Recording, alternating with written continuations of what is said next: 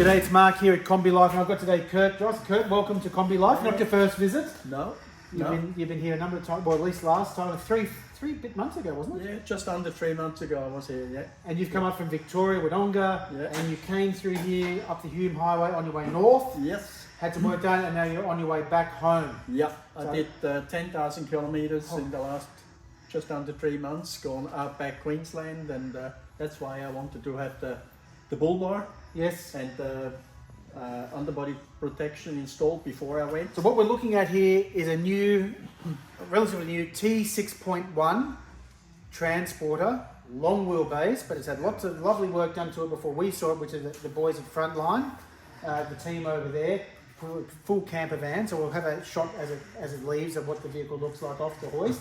Pop top roof, internal cabinets, bed, dual battery systems, all that sort of thing. Yep. But Kurt, you wanted to take it another step further for a more expedition-oriented touring. Absolutely. So let's have a look at the front of the vehicle and let's see what we've done. So one of the first things up here, Kurt, you decided to add in some frontal protection. Yep. Now we know there's a lot of wildlife at dusk and dawn. Yep. and other hazards. So we fitted the T6.1 bull bar. Yep. And did you actually end up with any incidents at all No, with the bull bar? a couple of close calls.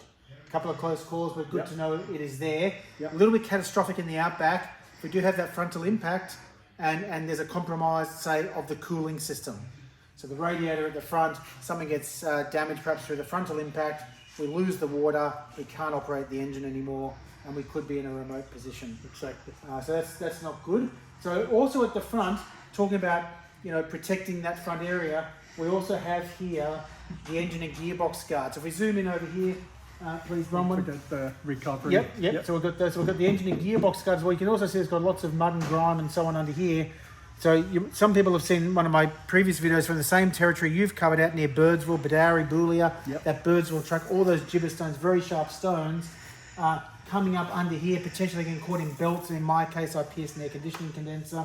Around 10,000 k's, no air conditioning. It was winter, wasn't too bad, but up in Darwin it was a bit arduous with all the humidity up there. But this is just a serious bit of kit to protect the engine and the gearbox, the most expensive components of the vehicle. Yep. Did you hear it getting hammered a little bit as you're out there on those tracks? Yeah. Now, you mentioned, Kurt, unusually for this time of the year, it's not the wet season, it's the dry season, it was raining in Birdsville. It was, and muddy. I can tell you, the mud took me a couple of hours just to clean up the mud. It sort of compacts like cement. It does. Unbelievable. When I was out there and we did have a bit of rain on that very fine sand, I'm taking my steps and I'm finding I'm getting taller and taller and taller as I walk along because it's all accumulating on my blundstones. Exactly. Yeah. So yeah. That's pretty funny.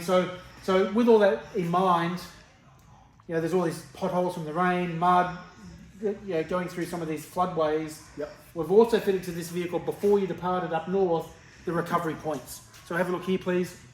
We've got the recovery points. This goes into the original tow hooking area with some reinforcements. And then we have to create a new tow hook on this side, on the right-hand side. So there's another recovery point here. And we put in 2 of them. And these are German manufactured, 8,000 kilogram rated. We install these so we can create a more uniformly distributed load across the front subframe to recover the vehicle. Yep. If it cannot get itself out, we've got good tyres, good suspension, lowered tyre pressures, diff locks, the lot. But if we still get marooned, then sometimes we do need to normally it's the last resort of a recovery.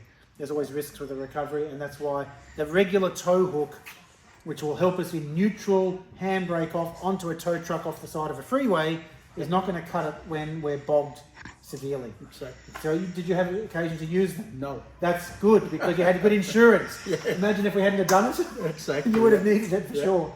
What else? So we've got the tyres, so we did that on the way up, didn't we? Yes, yeah, we The put tyres. new rims. So what did we do? We put the 17-inch rims. Oh, because this is a 340? Yep. Single turbo comes with the 16s? Yes. So we put the 17s on, Yes. and we've got the high profile tyres. So Yeah, we've got the the Scorpion, 225, yep. 65, 17. Yep. Now that's my favourite tyre, the Pirelli Scorpion AT Plus. How'd you find it, Kurt? Good. I got it on my other 4-wheel drive at home, always had Pirellis. Yes. And yeah, I'm really happy with them. So the noise was okay? Yeah, a little bit more than with your Road normal tyre? tyres, but well, that's what you expect. Wet weather performance fine? Good. Great, good braking? Yeah. Yep. Excellent. I really love those tyres. They're very resilient. Yep. You've done those difficult roads out Birdsville and Bedowie, Booley, coming down from Mount Isa to the south to Birdsville, etc. Yep. How many punctures? None. None. Great. What tyre pressures did you run down the hill? 40. 40. Yep. So we've got a bit of extra load. Yep. We're on the soft stuff on the gibberstone, but on the dirt road. Yep. Just lowered those pressures just a little.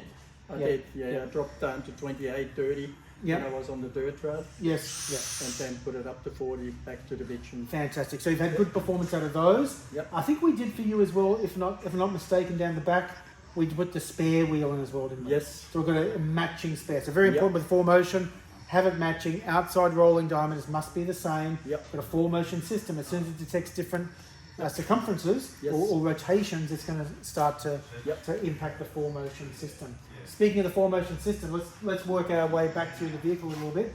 Now if we come up through here, actually just before we go to the 4Motion, you can see up in here, just with that little white label up in there and so on, that is the new suspension. So that was done on this occasion. Yep. So we did get a little bit extra height through the tyres for you would trip up, but we've now finally got the stock back in stock of the cycle race suspension. That's got the official approved German cycle race suspension, which is the cycle springs, the Munro shocks, the diff drop stick at the rear. Yeah, I measured it last night, and the difference between the old suspension and the new one is 40 mil. Beautiful. Yeah, It's always a little bit of variation between vehicles, but 40 mil is a pretty nice outcome. It is. You also got some extra millimeters through the tyres when we did that. Yep. So we could be up, as much that gave me nearly 30 mil. So we're up 70 mils. Yep. It's not insubstantial when you're out there, because that's now lifting the vehicle off some of the hazards on the road, which these new plates are designed to protect. So let's keep walking through. We've got the suspension. I just watched behind you there, Kurt, on the floor there. So I've got the new fuel tank guard. Now that's a big piece. It's one of the most expensive pieces, but still very well worth it. In the old days, it protected just the fuel tank. This new universal piece for T6.1 is covering the AdBlue tank where fitted. This is a Euro 5 TDI 340. It doesn't have the AdBlue tank, but if it did have the AdBlue tank, which would be just over here near the passenger door, it would be protecting the AdBlue tank as well. So again, if you're in the outback and suffer a piercing of the fuel tank or the AdBlue tank, it will be a no proceed situation and a significant tow.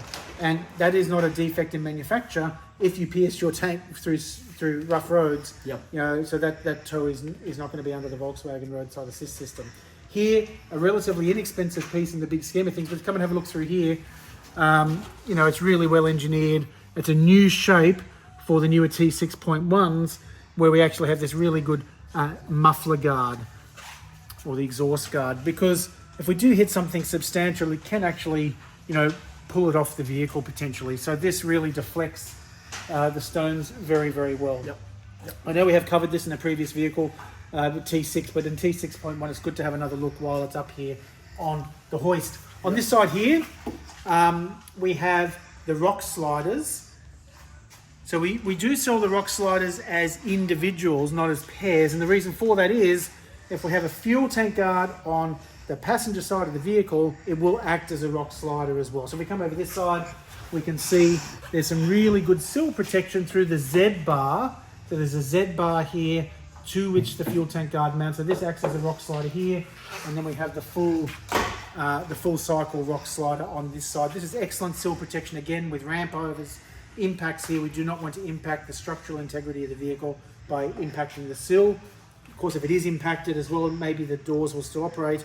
If it's not too severe, but you'll start to introduce corrosion potentially into the vehicle as well if it's not repaired in a timely fashion. So the rock slide is always a good idea.